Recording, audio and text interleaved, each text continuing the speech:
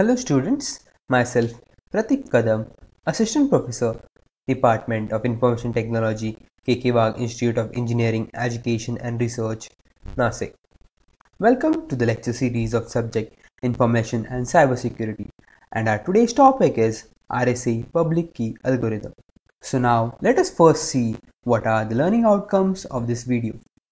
You will be able to understand the terms encryption and decryption.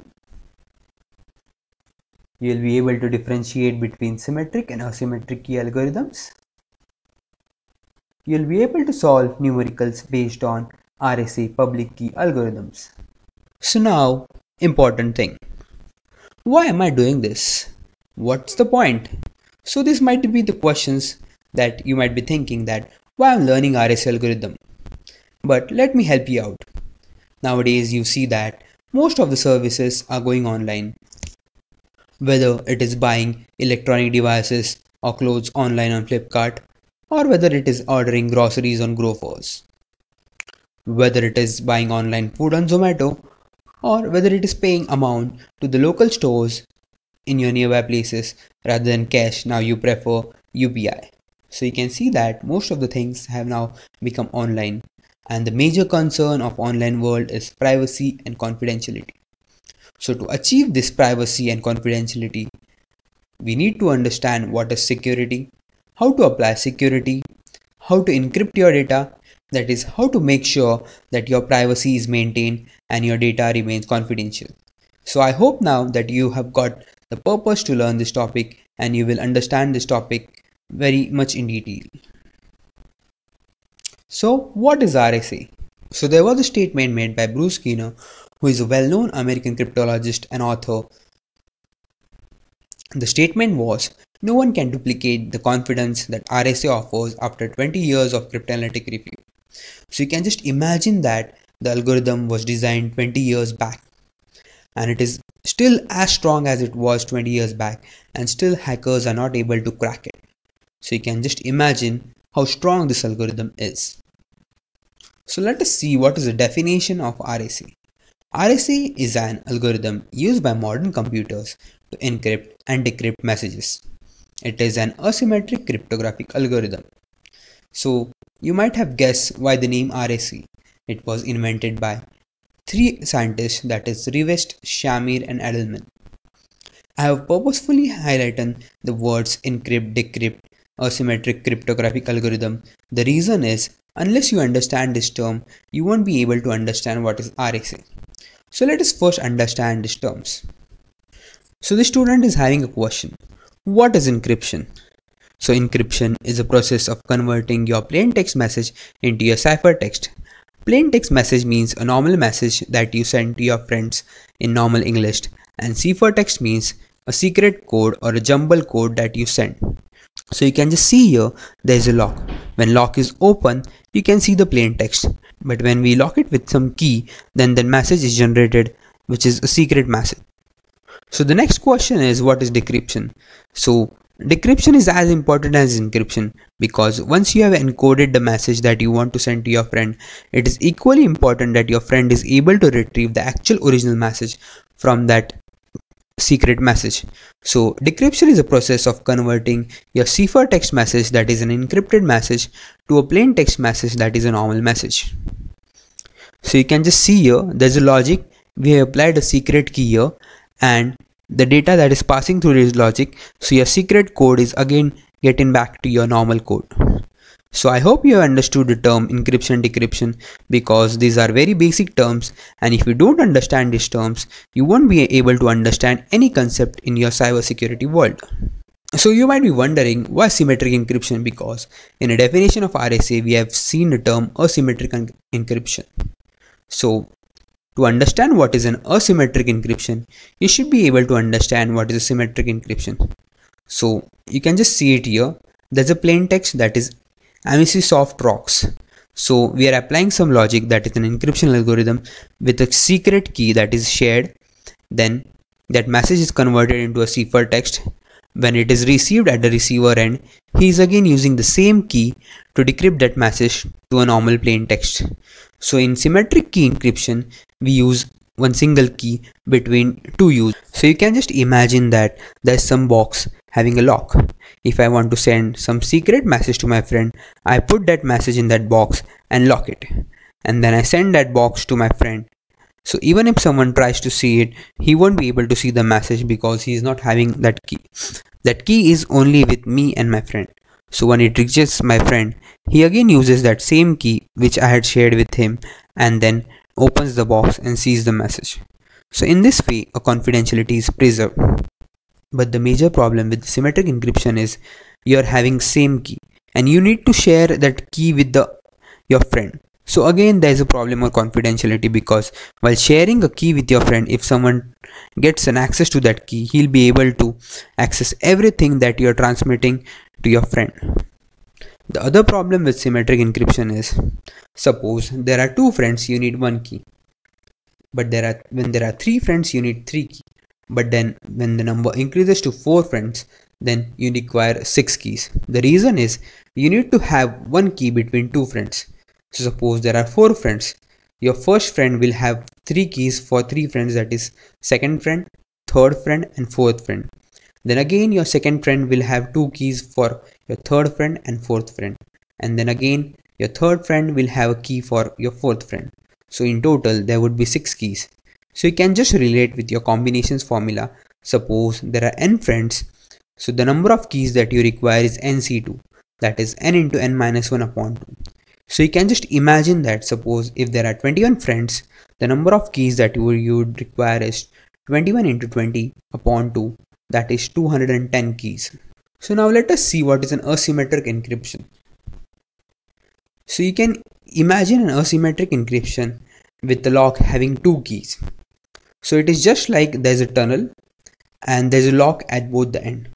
The first key is a public key and the second key is a private key. And public key is accessible to all. So anyone who wants to send me a message goes to the other side of a tunnel. The public key is placed there. He opens the lock, sends the message and clicks enter. And that message is then transmitted to the other end of the tunnel.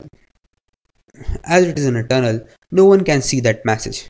So once it reaches to the other side of tunnel, I am having a private key and private key is only with me. I need not share it with anyone. So whatever message is sent from a public key side of a tunnel that is received to me at a private key side, I use my private key and see that message. So in this way, no one can see the message. So now let us see how it works technically. So there are two users, that is Bob and Alice. In public key encryption, everyone is having a public key and private key. So Alice is having his public key and private key and Bob is having his public key and private key. But in this case, Bob wants to send a message to Alice. So what he does is he takes an access of Alice's public key because public key are visible to each and every user in the world. So he just takes that public key, use that public key to encrypt that message, and he sends that encrypted message to Alice. Even if that is hacked by any hacker or any user, he won't be able to understand it because the only way to understand that message is through Alice's private key, and that is not shared with anyone. It is only with Alice. So once Alice receives that message, she uses her private key and decrypts the message and she gets to know what message was sent to her by Bob. So in this case, Bob sends hello Alice. That message is encrypted using Alice's public key, and then once Alice receives that message, she decrypts it with her private key and then she reads the message, hello Alice. So I hope you understand what is the basic difference between asymmetric key and symmetric key encryption. The advantage that we get with asymmetric encryption is that the problem of sharing a key that we had in a symmetric key is solved here. Apart from that, if in this case you need not have many keys, every user needs to have 2 keys. So suppose there are n users, you need to have 2n keys. That is, each user is having his public and private key. So again, if we take 21 friends, in this case we just need to have 42 keys. But in case of symmetric encryption, we need to have 210 keys. So you can just see how life becomes easy with the help of asymmetric key encryption. So now that you have understood the terms like encryption, decryption, asymmetric key encryption and symmetric key encryption, let us see what is an RSA algorithm, and we will do it parallelly, like We will check each step of algorithm and we will solve parallelly an example. So first step of your algorithm is you need to choose a two large prime numbers p and q. So in this case I am taking p as 3 and q as 11. So you might be wondering that in a step it is given that we have to choose a two large prime numbers, but in example I am just taking 3 and 11. So in real world actually we take a huge prime numbers, but to explain you for the sake of example I am taking p and q smaller. So in interviews mostly this question is asked, like what is the reason RSA being such an old encryption algorithm is still hackers are not able to crack it. So the only reason behind this is you are choosing a two large prime numbers. If you choose two large prime numbers and if we try to multiply it, which you will see in the second step, it is very hard to find the factors of those numbers, because if you're taking a prime numbers of maybe of 4 digit or 5 digit prime numbers, and if you multiply it you get such a huge number, and if you try to find the factors of numbers, because the only way to crack this algorithm is to find the factors of those numbers. Once you get the factors of those numbers you'll be easily able to crack this algorithm, but as we are choosing a very large prime number it is very hard to find the factors of those numbers, and till the time it takes a huge amount of time. So maybe if you are able to do thousand possibilities in one day by taking a large prime numbers, you may be able to take a million of enumerations. So it might take a month for you to find a public and private key of a particular RSA algorithm, but by that time user has already changed his public and private key. So this is the reason that even if this algorithm was designed 20 years back, it is still very strong.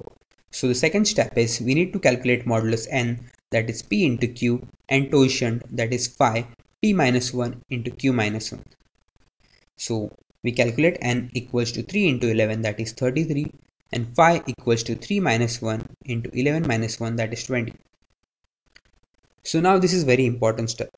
In this step we need to calculate a public key e such that e is greater than 1 and less than phi, and GCD of e and phi is 1, which simply means that your e and phi should be co-prime. So before actually showing an example, you can simply see that we want to find e which is greater than 1 and less than 20, because in this case our phi is 20 and we need to find a number in this range which is co-prime with phi, that is 20. So possible values of e are 3, 17, 11 and 19. I'll explain you how. So we know that e is greater than 1 and less than 5. So it is between 1 and 20. So we start with I equal to 2. We check if I, that is currently it is 2, 2 and 20 are having GCD as 1, but they are not, because greatest common divisor in this case is 2. Then we increment I. So now my I is 3. We check 3 and 20 if they are having GCD as 1. Yes, they are having GCD as 1, and as 3 and 20 are co-prime numbers. So our first possible value is 3. Then we again increment it to 4. Then 4 and 20 are not having GCD 1, so we discard it. Again 5 and 20, we do not have GCD as 1, we discard it. Again 6 and 20, your GCD is 2. It is not equal to 1, we discard it. Then we check 7 and 20, yes, we get GCD as 1 because they are co-prime. Then second possible value is 7.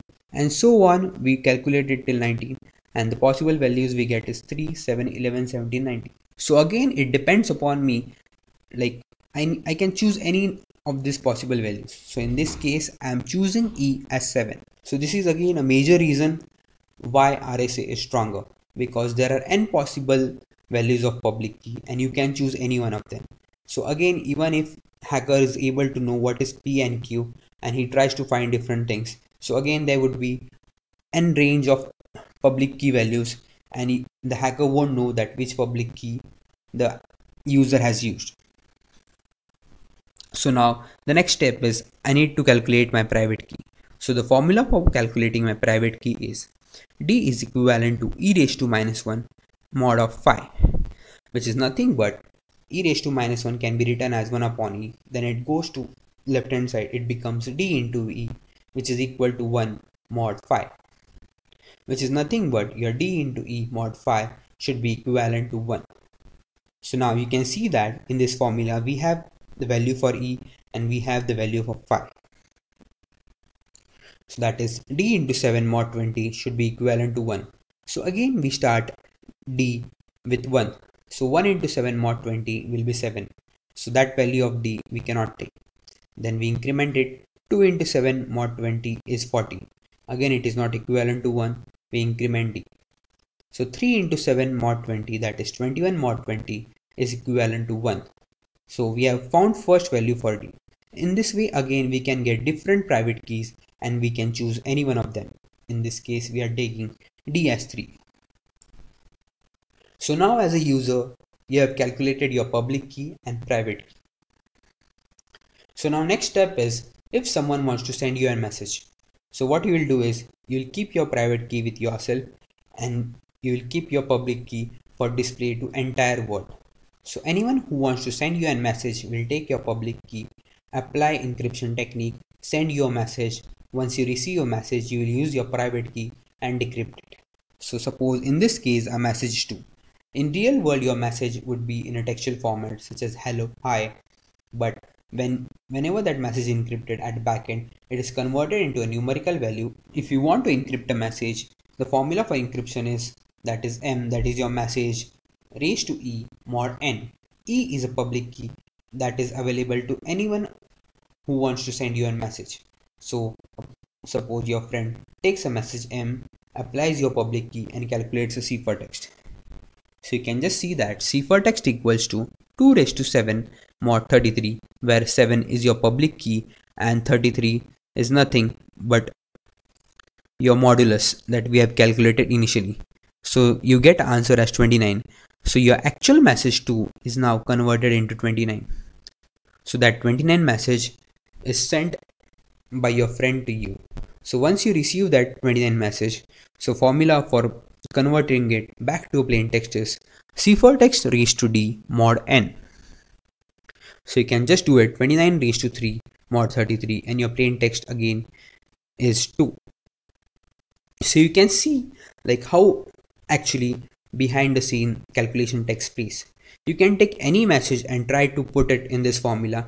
You will again after decryption get that original message. So this is the magic of RSA. So I hope that you have understood all the terms that we had discussed so far, that is encryption, decryption, symmetric key, asymmetric key, and you have understood how RSA algorithm works and how we need to find a public key and private key. So that is it from my side. If you have any queries, you can post it in the comment box. Thank you for your patience listening. Have a great day.